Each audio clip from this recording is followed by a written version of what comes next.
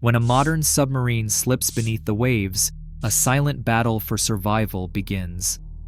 In the first 72 hours, every breath, every meal, and every minute of artificial light is tightly controlled, not by the ocean, but by the crew and their machines. Failures here can mean catastrophic disaster, yet few ever witness what truly unfolds in those crucial first days deep below. The reality may surprise you.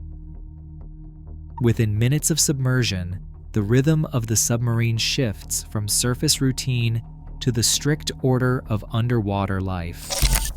In the control room, the chief stands at the oxygen generator panel, fingers moving over switches and dials.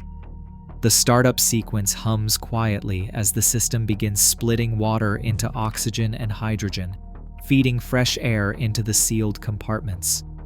A digital readout blinks to life, showing oxygen levels climbing steadily. By the fourth hour, the atmosphere stabilizes at just over 21% oxygen, well within the safe range for 100 crew members. Nearby, the environmental logbook sits open on a metal desk. Every hour, a technician records key numbers: oxygen percentage, carbon dioxide in parts per million, temperature, and humidity.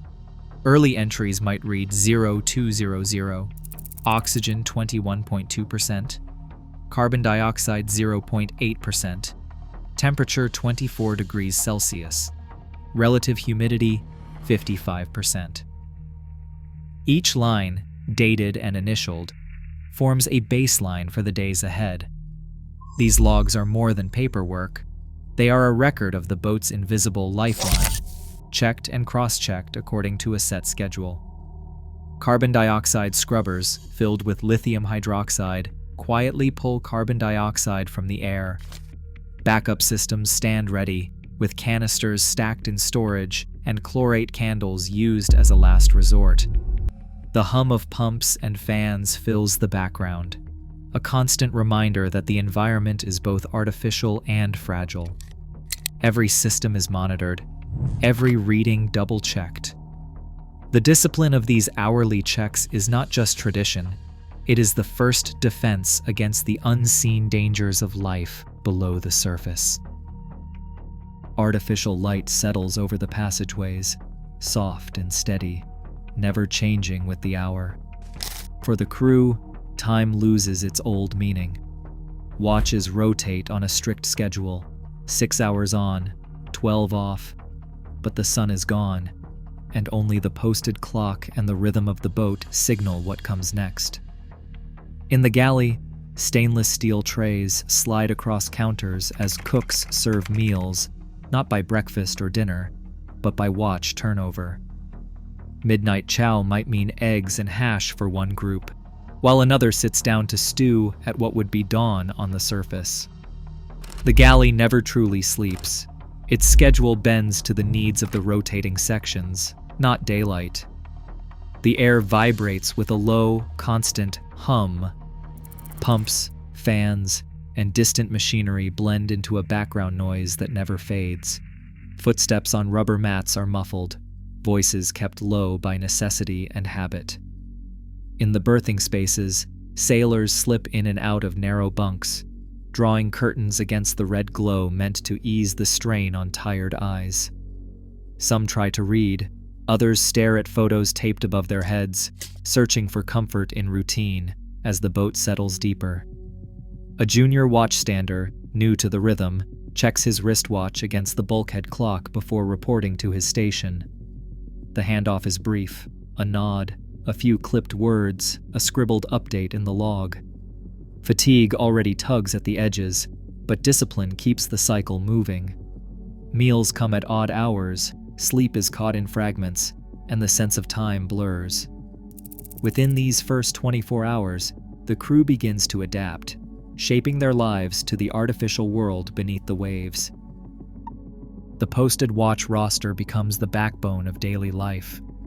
Laminated schedules hang in the mess, listing every section and shift, each name lined up under precise hours. On this boat, the 4 on, 8 off-cycle sets the tempo, a system chosen for its balance between alertness and rest.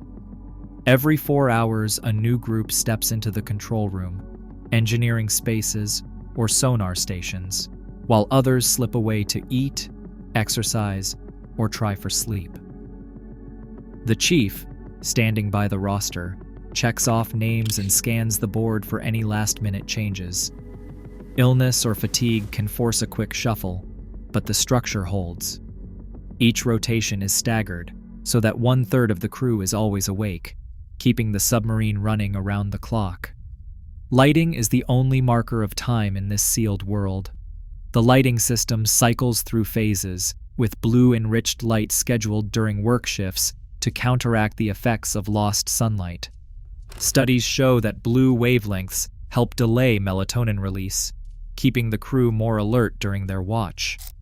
At scheduled intervals, the lights shift to a cooler, blue-rich tone, then dim and warm for rest periods. This careful orchestration is meant to trick the body's internal clock, easing the confusion that comes from a life without sunrise or sunset. A psychologist who works with submarine crews explains, "Without natural cues, sleep and alertness fragment. Routines, lighting, and watch schedules help rebuild those rhythms, but full adaptation takes time." For now, the roster and the lights are the tools that keep the crew aligned, holding the edge against fatigue as the hours stretch on. Sleep on a submarine rarely comes in one long stretch. Crew members catch rest in pockets, 4 to 6 hours at a time, sometimes less, as the boat's schedule presses on regardless of fatigue. The bunks are stacked tight, separated by thin curtains, and the hope for a little privacy. Many sailors develop small rituals before sleep. One junior watchstander new to the sea traces the edge of a photo taped above his pillow, a habit that brings a sense of home into the dim, red-lit compartment. Others slip in earbuds, listening to the low drone of machinery as a kind of lullaby. Fragmented sleep is a fact of life underwater. Studies show most crew average just 4 to 6 hours of rest per cycle in the first days, often broken by wake-up calls or the need to swap out for maintenance. It is not just the schedule that interrupts. Noise from pumps and fans, the ever-present vibration, and the knowledge that someone is always moving nearby make deep sleep rare. To cope, some turn to breathing exercises, others to a few quiet stretches squeezed in at the end of a corridor. Morale is guarded as closely as the boat's systems. The chief of the boat makes his rounds, checking lockers and offering a few words, sometimes a joke, sometimes just a nod. In the mess, a card game or a shared story helps pass the time between watches. Maintenance routines become another anchor, swapping out a carbon dioxide scrubber, logging a filter change, or wiping down a console. These small acts, repeated day after day, help knit the crew together. By the end of the second day, the strain of adjustment gives way to a rhythm, each sailor finding his own way to make the boat feel just a little more like home. Duplicate gauges line the walls of the machinery spaces, each one paired with a backup, every reading checked against its twin. The chief leans in close, eyes moving from the primary to the secondary water pressure dial, both needles steady at the mark. The freshwater distiller hums quietly, pulling salt from seawater and producing over 1,000 liters a day, enough for drinking, cooking, and the oxygen generator's needs. Logbooks show a steady output, no spikes, no drops, no need for correction. On the environmental panel, humidity and temperature hold within safe bands, the numbers matching across both digital and analog displays. If a sensor drifts or a number slips, the backup is there to catch it.